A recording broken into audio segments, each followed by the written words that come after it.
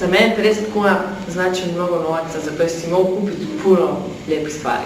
Za mene 50 kuna znači nešto veliko i to što trebam što bolje iskoristiti. Pa, dosta.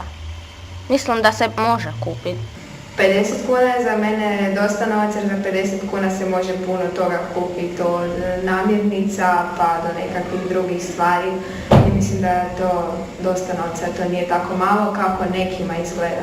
Pa nije mi to sad nešto puno novaca zato što to mi da mama ili tata mi daju 50 kuna pa kupim bon, ali to dosta cijenim zato što ipak to mogu potrošiti na mobitel i za poruke i za pozive. Pa meni za 50 kuna znači da je to mnogo novca za svaku osobu i u crkvi i u dućanu recimo. Pa za mene 50 kuna je dosta. A to je džeparac u jedno 3-4 dana. Nije baš previše, ali super je imati. Meni je to malo novaca. 50 kuna, pa to je velika svota, mislim, to se može svaš kupiti. 50 kuna nije jako puno novaca, ali opet ga trebamo čuvati i štedjeti zato što novac je teško zaraditi, a lako ga je potrošiti.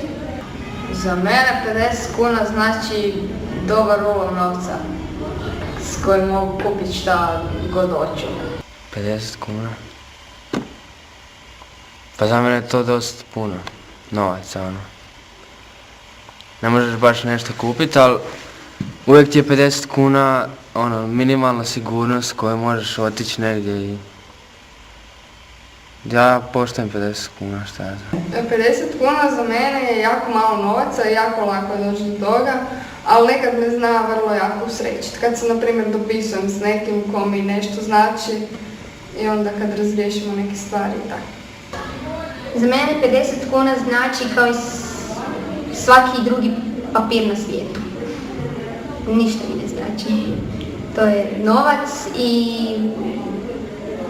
dobra zarada.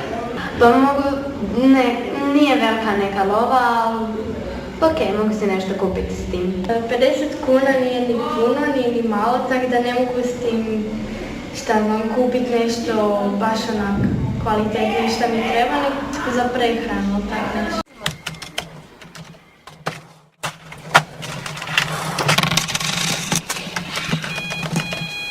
Potrošiti inače to na nešto što volim uglavnom, na nešto što si ne mogu svaki dan priuštiti, to je za mene zbilja nešto veliko. Pa na knjigu ili ne znam, na poster kakav od Harryja Pottera zato što to volim. Na sladoled, na čokoladu, na marmu, na klizalicu, na žvake i na svašta. 50 kuna pa otišla bi sa prijateljima negdje u kafić ili u kino. Pa tu kod nas možeš kupiti majicu za 50 kuna. To mi da mama ili tata mi daju 50 kuna pa kupim bon, ali to dosta cijenim zato što ipak to mogu potrošiti na mobitel i za poruke i za pozive. Ja bih samo štedio bih za nešto za druge dane, recimo kad će mi trebati, za crne dane. A 50 kuna bi uglavnom potrošila, otišla bi negdje gdje je jeftinija roba ili cipele i kupila si odjevne predmete. I to je to. Imam tu jedno 4-5 predmica, odemo na palačinke i to je to. Vjerojatno da si kupim nešto prije škole za jes ili na neku glupu stvar koju si želim kupiti. Prvo bi se najeo, onda bi na žvake, to uvijek žvačem, pa uglavnom to je to. A možda bi uložio u nešto, mislim, ovisi koliko dobim. Pa ja bi potrošila, ne znam, na nešto što se meni sviđa, kao su neke knjige o životinjama, enciklopedije, neke igrice društvene. Nešto na hranu, nešto na majicu, nešto na kapu i tako. Ja bi to na to potrošio novce. Pa ne, da mogu povećati iznos, šta ja znam, ali na siguran način da ih mogu. Ne bi potrošio na nešto bez veze,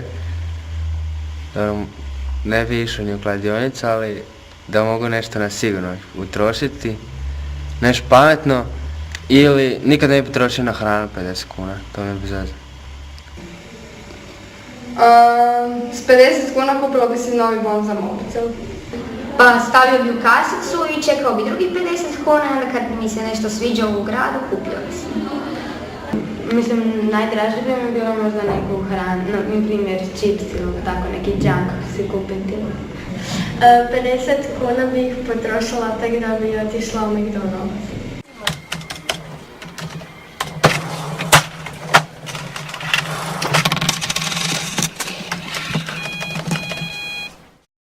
Do 50 kuna se dođe tako lako, mislim ono ili skupljam ili mi dadu moji, ne znam, jedan mjesec tak. Nosim smeće, recimo, čistim, pokušam dobivati što bolje ocjene. I onda valjda dobijem neki mali iznos i onda to moram stalno ponavljati i dobijem nešto višu svotu novca. Pa da 50 kuna dođem, pa uglavnom lako, zato što imam dobre ocjene, jedino malo sam, šta je za moji roditelji se žale na moju sobu, ali pa lako se dođe do 50 kuna ako si okej, ako si mi dati tako. Pa moram zamoliti mamu ili džeparac se dobiva. Pa moja mama radi da bi zaradila novce, onda ona mene, ne znam, da za nešto što ja hoću, tako da. Pa do 50 kuna se dođe tako da nešto dobro napraviš ili kad odlaziš od bake i djeda pa ti oni daju za džeparac i tako. Pa za mene je dosta teško doći do 50 kuna. Na žicom. Ovako dolazim do 50 kuna. Bok mama, daš mi 50 kuna, da kćeri izvoli. Za moju mamu i tatu. I to je to. I dobijem lovu.